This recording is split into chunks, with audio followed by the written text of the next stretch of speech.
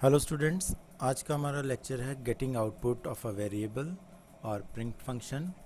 जैसे जैसे हम पाइथन प्रोग्रामिंग की तरफ और बढ़ेंगे और प्रोग्रामिंग करेंगे, और जो भी प्रोग्रामिंग करेंगे जो भी हम कोडिंग करेंगे, उस कोडिंग की आउटपुट हमें डिस्प्ले करवाना, ठीक है। उसका रिज़ल्ट देखना, रिज़ल्ट हम कैसे देखते हैं, वो सब हम आज इस लेक्चर में सीखेंगे।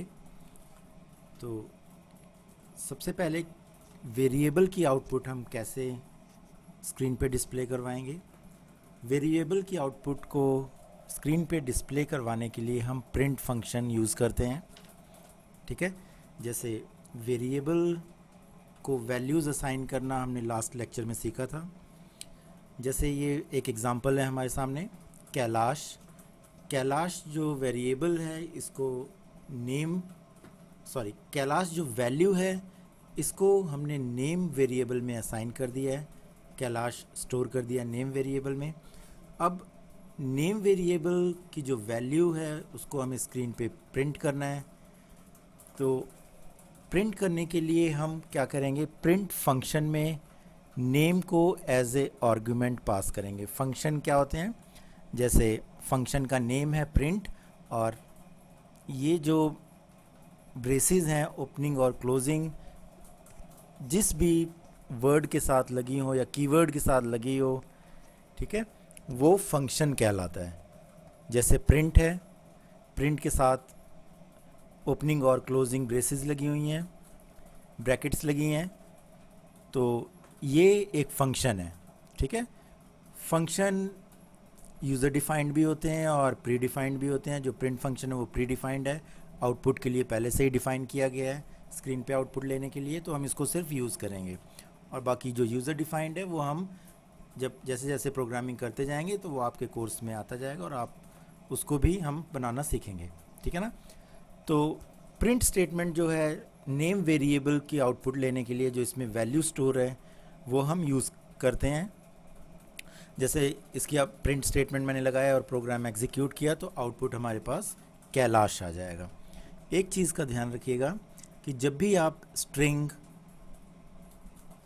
किसी को वेरिएबल को असाइन करते हो तो वो स्ट्रिंग जो है, जैसे स्ट्रिंग या कैरेक्टर, वो डबल कोट्स या सिंगल कोट में ही होना चाहिए, ठीक है।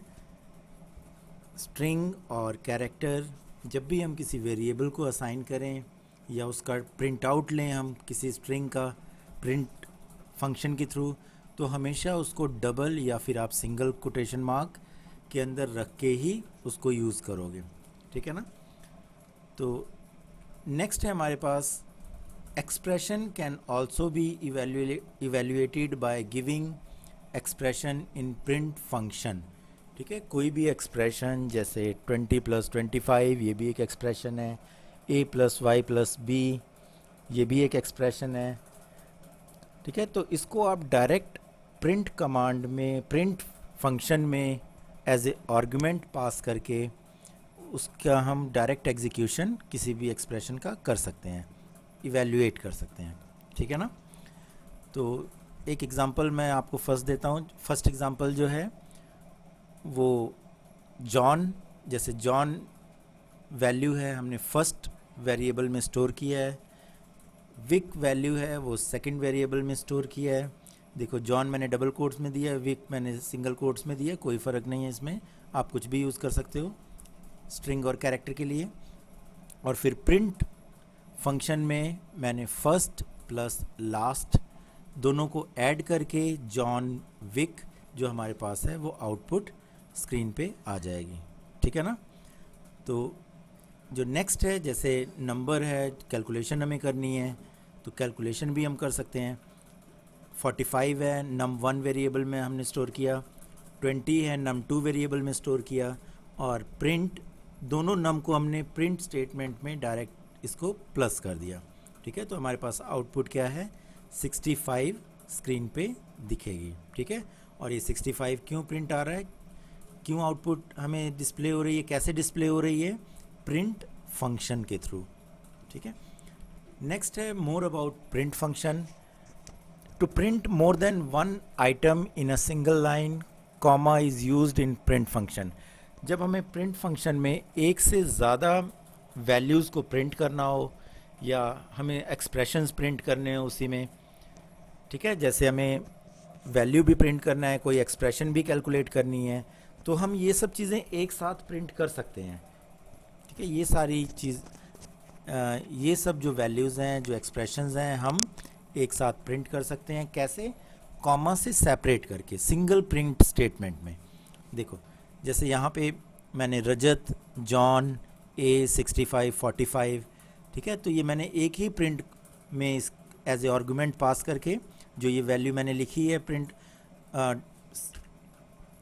स्टार्टिंग ब्रैकेट और क्लोजिंग ब्रैकेट के बीच में जो वैल्यू है ये आर्गूमेंट है, इसको आर्गूमेंट बोलते हैं. और ये जो आर्गूमेंट हमने पास किया है जैसे रजत, जॉन, ए 65 45, ये हमें स्क्रीन पे एक साथ ही प्रिंट कर देगा. ठीक है ना. नेक्स्ट है by default print function uses single space as a separator. जो बाय डिफ़ॉल्ट है, जो प्रिंट स्टेटमेंट है, जो प्रिंट फंक्शन है, ठीक है, वो single space as a separator use करता है. सेपरेटर मीन्स जैसे रजत, जॉन के बीच में जो वाइट स्पेस है ये सेपरेटर है. ठीक है, दो वर्ड्स को सेपरेट कर रहा है. ठीक है, और जॉन और ए के बीच में स्पेस है, ए और 65 के बीच में स्पेस है, 65 45 के बीच में स्पेस है. देखो यहाँ पे हमने स्पेस कहीं भी नहीं दी है. ठीक है, लेकिन जो पाइथन इंटरप्रेटर है वो ऑटोमेटिकली क्या है, स्पेस यहाँ पे काउंट कर लेता है प्रिंट फंक्शन के थ्रू. ठीक है, प्रिंट फंक्शन जो है वो ऑटोमेटिकली यहाँ पे स्पेस देता है और इसी स्पेस को हम सेपरेटर बोलते हैं. ठीक है, दो वर्ड्स को अगर सेपरेट करे, ठीक है, वो सेपरेटर उसको हम बोलते हैं. और ये डिफ़ॉल्ट रहता है. ठीक है, ये डिफ़ॉल्ट पहले से ही प्रिंट स्टेटमेंट में अवेलेबल रहता है. नेक्स्ट है at the end of the string print function uses default /n. जो ये /n है ये एस्केप सीक्वेंस है. ठीक है, इसका क्या फंक्शन होता है /n का? ये एक टर्मिनेटर है. टर्मिनेटर मीन्स जब आप कोई प्रिंट कमांड देते हो, ठीक है, प्रिंट कमांड देने के बाद जो भी उसमें आपने आर्गुमेंट पास किया, जो भी आप प्रिंट करवा रहे हो, प्रिंट करने के बाद जो कर्सर है वो ऑटोमेटिकली नेक्स्ट लाइन में चला जाता है. जैसे MS वर्ड में आप लाइन जब स्टेटमेंट पूरी कंप्लीट हो जाती है तो जो कर्सर है ऑटोमेटिकली नेक्स्ट लाइन में चला जाता है. ठीक है ना. जब पेज के एंड पे आप पहुंचते हो तो वो ऑटोमेटिकली कर्सर जो है वो न्यू लाइन में आ जाता है. तो /n एक टर्मिनेटर है जो कि प्रिंट कमांड एग्जीक्यूट होने के इमीडिएटली बाद जो कर्सर है उसको नेक्स्ट लाइन में शिफ्ट कर देता है. ठीक है ना. These special characters are characters can replaced with user defined values. ये जो स्पेशल कैरेक्टर्स हैं जो कि सेपरेटर मैंने आपको बताया, वाइट स्पेस, और ये टर्मिनेटर जो है /n, ये बाय डिफ़ॉल्ट प्रिंट स्टेटमेंट के साथ रहता है. ठीक है, और इसको हम यूज़र डिफाइंड वैल्यूज़ मींस जो प्रोग्रामर है अपनी वैल्यू के हिसाब, मतलब अपने यूज़ के हिसाब से, अगर इसको अगर डिफ़ॉल्ट वैल्यूज़ नहीं यूज़ करनी है तो वो अपनी वैल्यूज़ भी इसकी जगह पे दे सकता है. लेकिन जो टर्मिनेटर की फंक्शनैलिटी है /n की और वाइट स्पेस की, वो जो फंक्शनैलिटी है वो रिप्लेस हो जाएगी न्यू वैल्यूज़ से. मतलब जो /n टर्मिनेटर का फंक्शन है फिर वो वर्क नहीं करेगा पर्टिकुलरली उस प्रिंट के लिए. ठीक है ना. तो इसको हम प्रैक्टिकली करेंगे तो और क्लियर होगा आपको. तो सबसे पहले ये हम एग्जांपल देख लेते हैं कैसे है. जैसे मैंने फर्स्ट प्रिंट स्टेटमेंट दी जिसमें वैल्यूज़ है a, 12.5, 75, z. ठीक है, देखिए यहाँ पे डिफ़ॉल्ट सेपरेटर और टर्मिनेटर है. तो सेकंड प्रिंट स्टेटमेंट, देखो जो फर्स्ट प्रिंट स्टेटमेंट है जब इसकी आउटपुट हमें मिली तो ये आउटपुट जो है वो ऑटोमेटिकली जब आउटपुट आप लोगे तो जो z के बाद कर्सर होगा वो ऑटोमेटिकली नेक्स्ट लाइन में चला जाएगा, ठीक है ना। अब जो सेकंड प्रिंट स्टेटमेंट है, मतलब जब नेक्स्ट प्रिंट आप दोगे तो वो अब नेक्स्ट लाइन में प्रिंट करेगा। तो एक प्रिंट हमने और दिया उसके बाद, तो प्रिंट बी, ये वैल्यूज़ हैं इसकी, प्रिंट में हमने आर्गुमेंट पास किया है। अब यहाँ पे हमने जो सेपरेटर है, जो वाइट स्पेसेस थे, उसको रिमूव करके हमने हाइफन रख दिया, ठीक है ना। और जो टर्मिनेटर था /n, जो कि एंड की डिफ़ॉल्ट वैल्यू है, उस डिफ़ॉल्ट वैल्यू को रिमूव करके हमने एंड यूज़ कर लिया, ठीक है ना। अब जब इसका प्रिंट हमें मिलेगा तो ये देखिए आउटपुट में B-20-105-C एंड ये हमें प्रिंट आउट स्क्रीन पे मिलेगा, ठीक है ना। अब क्योंकि हमने जो डिफ़ॉल्ट सेपरेटर और डिफ़ॉल्ट टर्मिनेटर था उसको रिमूव कर दिया है, तो इसके बाद जो आप प्रिंट कमांड दोगे वो सेम ही लाइन में प्रिंट हो जाएगी। क्यों?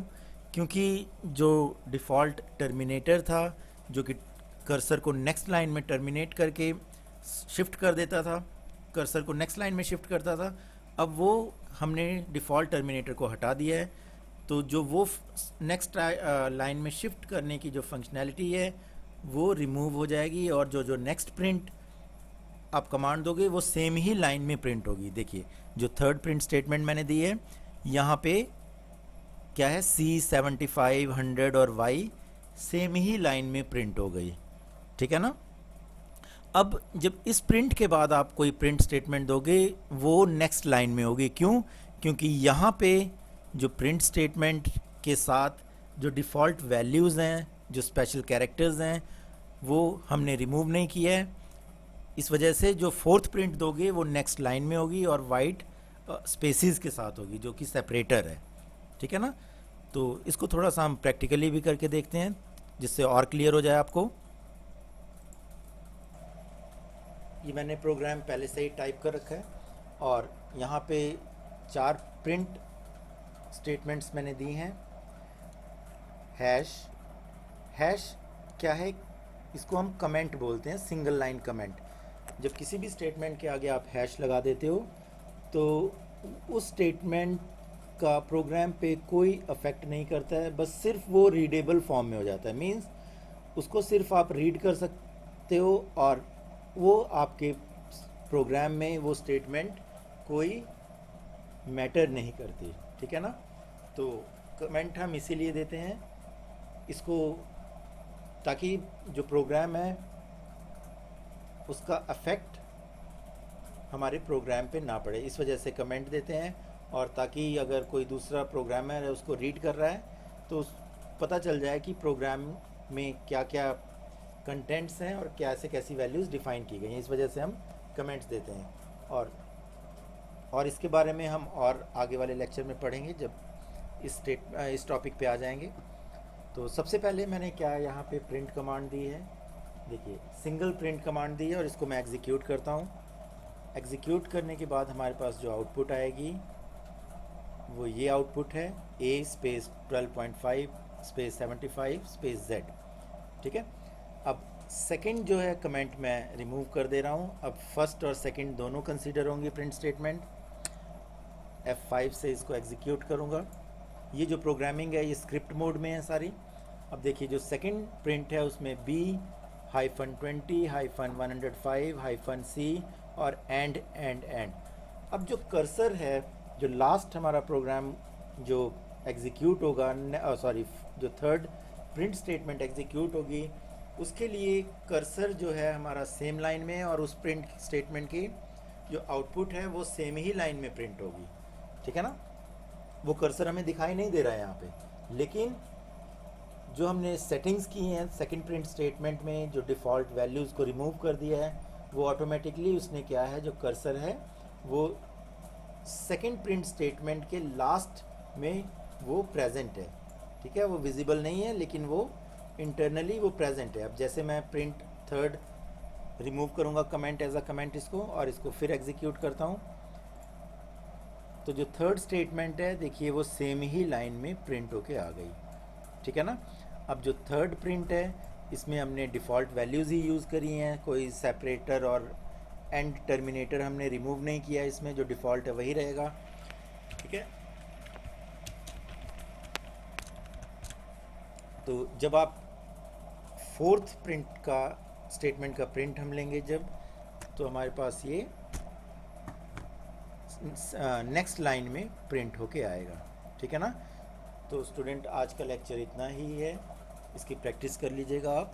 कोई क्वेरी होगी तो आप पूछ लीजिएगा उससे। ठीक है। Okay, thank you.